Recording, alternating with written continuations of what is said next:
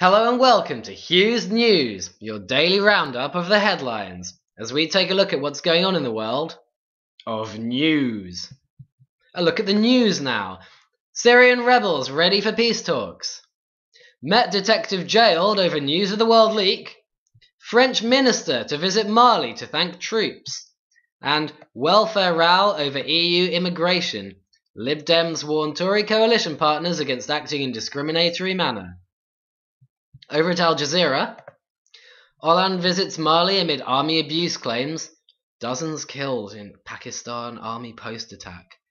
Syria envoy says UN Council last appeal.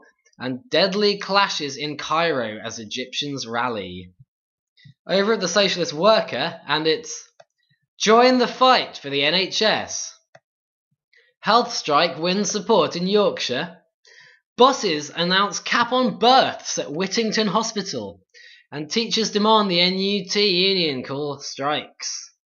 As 250,000 civil service workers ballot for action to defend pay and conditions. A look at the business headlines now. A look at the global economy at the Financial Times.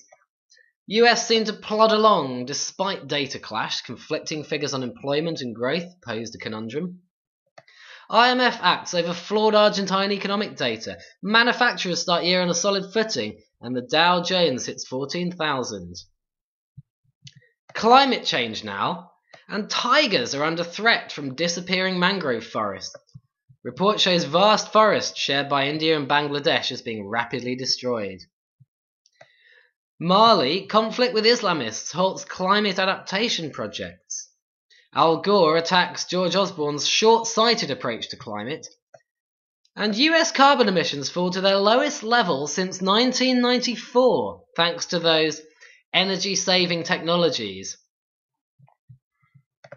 Over at the Daily Star now, and babes are in the news. Retro babes, celeb babes, and sports babes. And it's nice one, squirrel. Animal lover Graham Skidmore has house-trained a squirrel as a pet. He's given me a new lease of life. You've never seen a squirrel like this one. He eats mostly nuts, but loves cucumber too. Other news, and it's celebrity Big Brother stars Speedy have been forced to cut short their British tour because of a hair emergency. Over in Brazil now, murder of MST leader Cicero Guedes dos Santos. A leader of the Brazilian landless peasants movement, Movimento Sem Terra, was shot dead by gunmen last Saturday in the northeast of Rio de Janeiro state. Cicero Guedes dos Santos, father of 5, fought alongside landless peasant families to have an equitable redistribution of land and sustainable agricultural development. Other news now, and 7 Bangladeshi garment workers killed in new factory fire. Wake up, it's your snooze, and it's TB or not TB, as Badger Cull looms. News asks, what are the real causes of bovine TB? Combhaven eviction. The last camp on Bexhill bypass route was evicted as Tory government barks up, quite literally, the wrong tree. The only way is anti-fur, decoy polloi.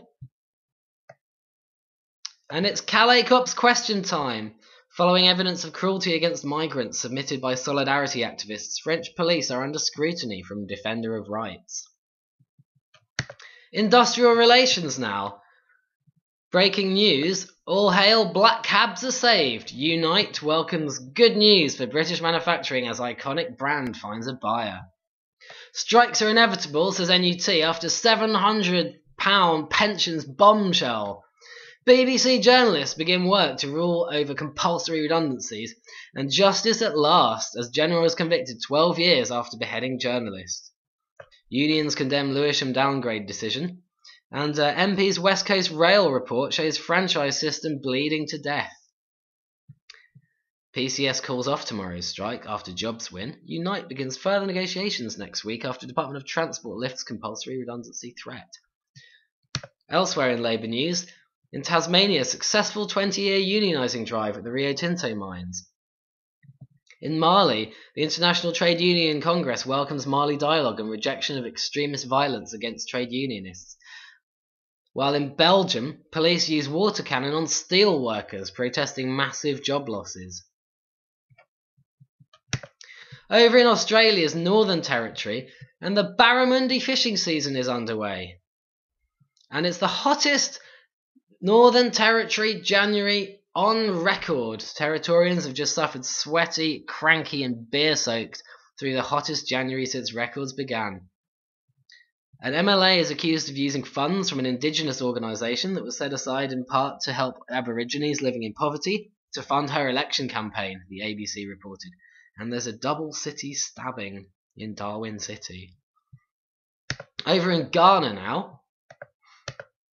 And women entrepreneurs schooled on sound financial management practices. Middle class rise in the developing world boosts growth. And more land being used for organic farming.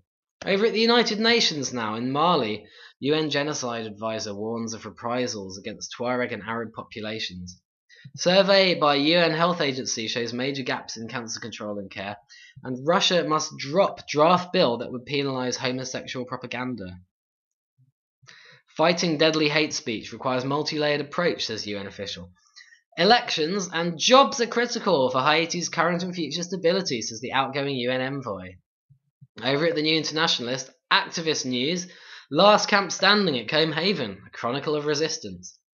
Peruvian protesters face increased police brutality. And a tribute to Aaron Swartz, the death of the internet activist is a loss to all those fighting for freedom. Meanwhile, London tar sands protest backs Idle No More. A First Nations activist will join the UK tar sands network as they hand over a petition to the Canadian government. Over in Venezuela now, social movements news, and unions march in Venezuela over labour rights. Venezuela celebrates advances for people with disabilities. Gender and sexuality groups rally for greater gender equality in Venezuela, and tenant activists to help set rent levels in Venezuela. That's all now for your daily roundup of Hugh's News. Join us again for another edition tomorrow.